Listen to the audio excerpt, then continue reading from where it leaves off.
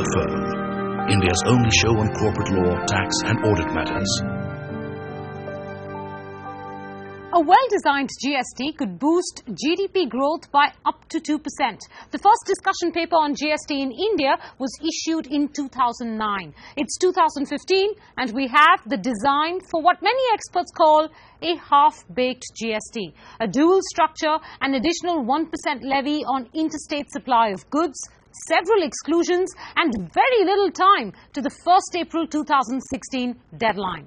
Hello and welcome to The Firm. Today we ask if a half-baked GST is worse than no GST at all, and is the April 2016 deadline a dream? On the show today, Senior Advocate Arvind Datar, tax lawyer V. Lakshmikumaran of Lakshmikumaran Sridharan, and indirect tax expert Rajeev Dimri of BMR. Gentlemen, to all three of you, a warm welcome. Mr. Datar, you are the angry young man of today's half-hour movie on GST because in your words, this reform is not a landmark, it's a landmine. So before I get into the specifics of GST design, is it your argument that a half-baked GST is worse than no GST at all? Absolutely. First of all, I don't think GST is suited for India, for a vast, diverse country like India. And worse than a GST is a half-baked GST, at least in its present form. It's a completely mutilated and mangled form of GST with so many exclusions, so many exceptions and so on, and it's going to be very difficult to work. And as I think the most dangerous part is the constitutional provisions which enable every state to have its own goods and service tax. So now you're going to have one parliamentary tax for interstate GST, and you're going to have as many as 25, 26 different GSTs levied by each state. And I do not know what is the limitation of each state in making its own laws going off on a tangent. So it looks to me very, very frightening indeed. Mr. Lakshmikumaran, you have on this very show not many months ago said that we must begin somewhere and imperfect GST is at least a beginning. Do you still stand by that? Of course. What I wanted to say is we never had a perfect taxation system, whether the income tax or customs or excise service tax. We always had some deviations.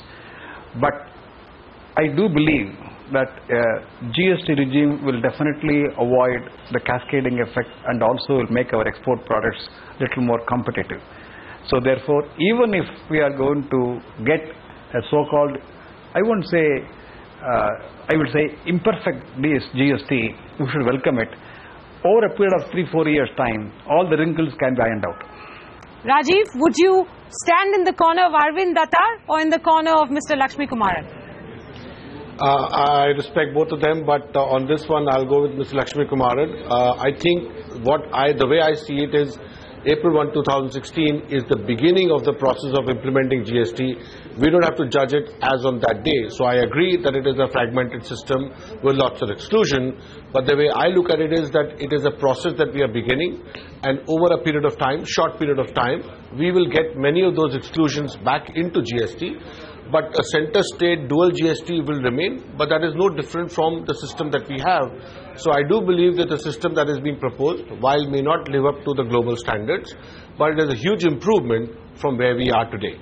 All right, let's dive into the debate then. Mr. Datar, your first point of contention for why this format of GST must not apply to India at all has to do with a point that you've already raised, which is the highly complex structure of GST, a dual structure that, in your words, could lead to what, 28 different state laws?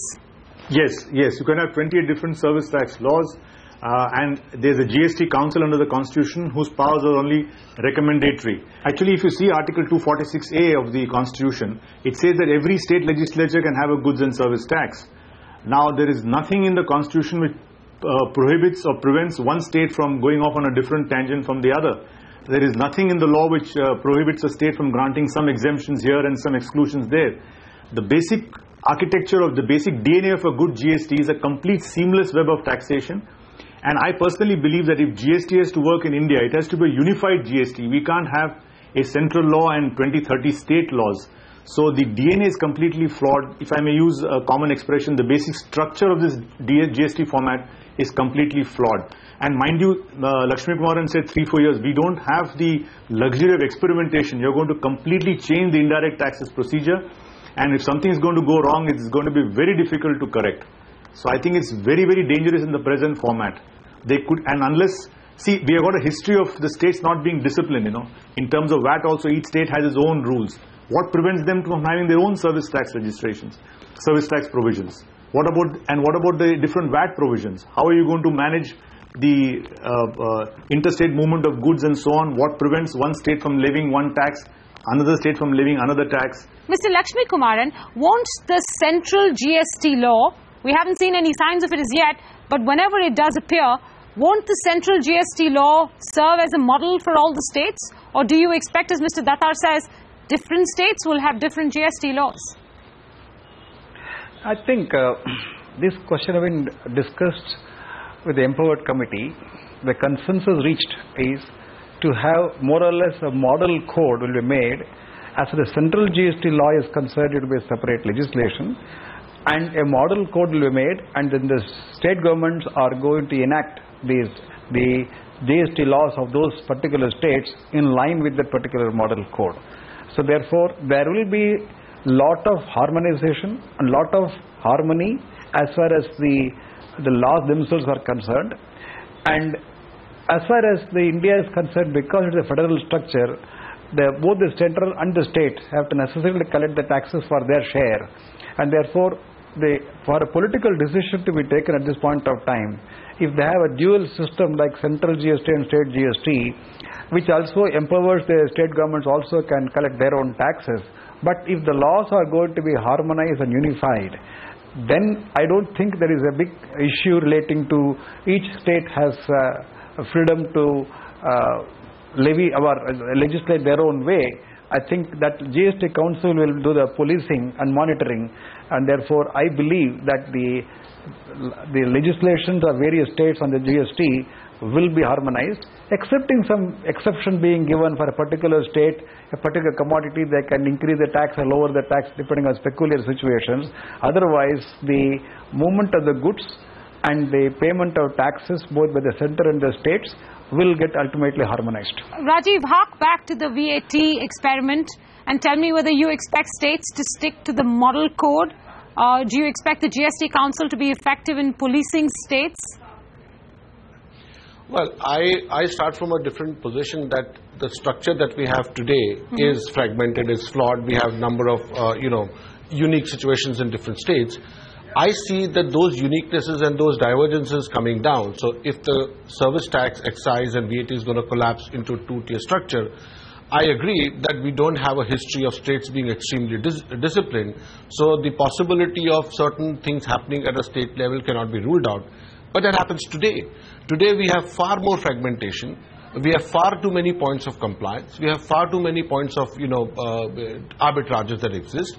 I see, with however shortcomings it has, at least it is a huge improvement over our present system. And I think that's what I guess some of us are looking at, is that is this glass half full or is this glass half empty? No, I want to add a point here.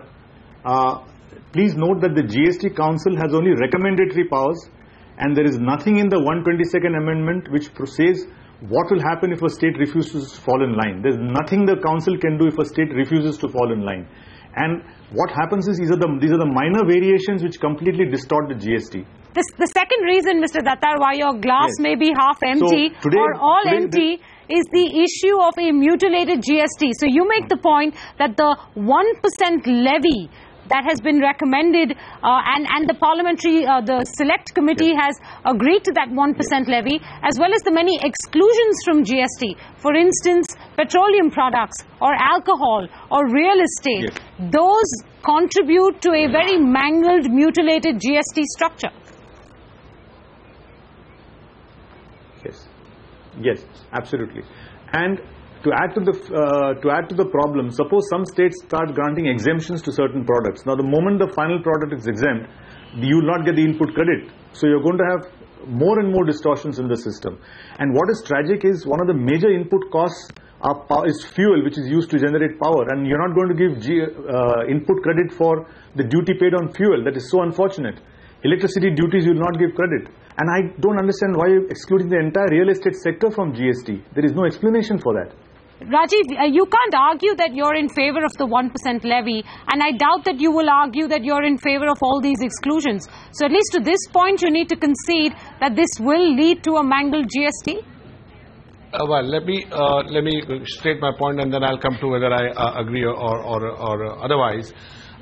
There is absolutely no justification for this 1%. I think the whole country is united on that. Whatever may be the compulsions, that's a bad one. In the manner in which it is currently written, it could apply on so many things like stock transfers, etc. I do not know what has been the reported amendment in the Constitutional Amendment Bill as done by the Cabinet, so perhaps it may have partly addressed that.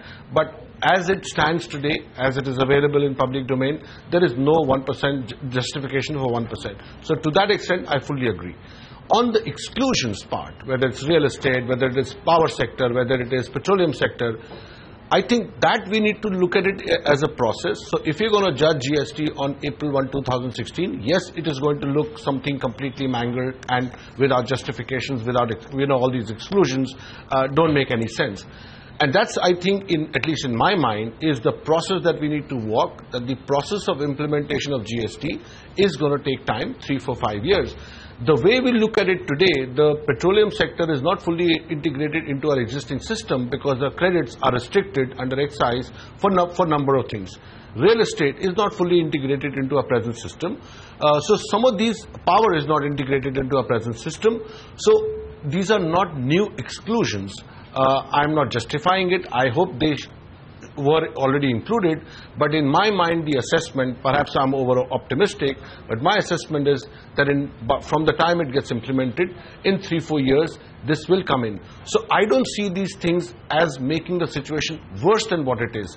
To me, it may be a small step up, but it is a step in the right direction, and the hope is that once they get tested, once they get comfortable with the new system, these things will come in. I mean, we've had the experience of VAT being implemented across states, barring few exceptions, by and large, for 80, 85, 90% of the product, the system has worked. The discipline has been maintained. Mr. Lakshmikumaran, even if that 1% levy, the wording is amended to say that it applies on the interstate supply of goods for a consideration. So stock transfers are excluded.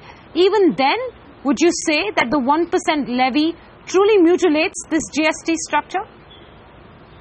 Definitely.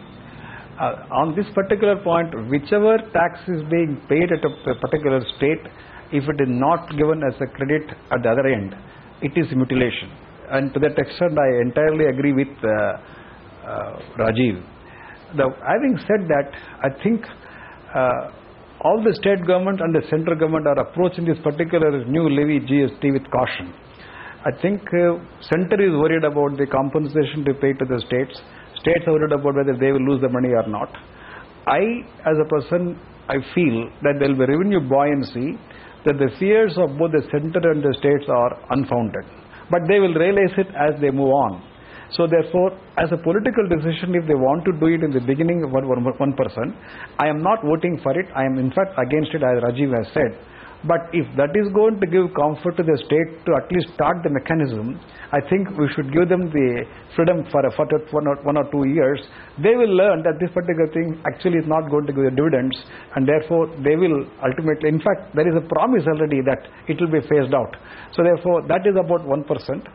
And with regard to the other aspect, with regard to the exclusions, as Rajeev has said, as of now, petroleum products and alcohol are in any case out of SENVAT as also VAT, because about 40 to 45% of the revenue of the state and the center comes from these particular sectors, and therefore we have been living with this particular problem for quite some time. And if we learn from experience and the revenue buoyancy takes place after 4 or 5 years, I think these particular items will also get integrated in a phased manner. That is the hope. Mr. Lakshmikumaran, I just want to add one more point. It seems that the centre has decided to compensate the state for 5 years. If that is the case, and if the centre is going to compensate the state for 5 years, not may but shall, even if the wording doesn't change in the Constitutional Amendment Bill, then should that 1% levy still survive? Oh, I mean, your question to me, answer is this. 1% should go, but then the center will now say that, look, the entire burden of compensating the states are with me now, If the 1% thing will ultimately, to some extent, will offset this particular burden on me, and therefore center will also be smiling behind, saying that the 1% levy, though asked for by the state governments, will ultimately help the center to not to offset that particular loss to that extent. Okay. Mr. Datar, are you convinced by what Mr. Lakshmikumaran and Rajeev have to say about this? Well, fortunately on this point all three of us agree that it is an unfortunate step, and I'm not very sanguine that it is going to be phased out. I know the 1990 Gulf surcharge continued for more than 25 years long after the Gulf War was over, so I'm not very sure this 1% is going to be phased out. I won't be surprised if 1% becomes 2% at a later point of time. 1% should not have been there at all, and I basically don't buy the argument that today we are living without the excise duty on on power, or excise duty on diesel not being given for Senvat credit. That's the present system. If you're going to a GST, if you're going to a seamless GST, then you should not allow these matters to go out. If you really want to help industry, if you want GDP to grow, then you should have the courage and the, if I may say so, the broad-mindedness to include everything into one, and then only the GST will work.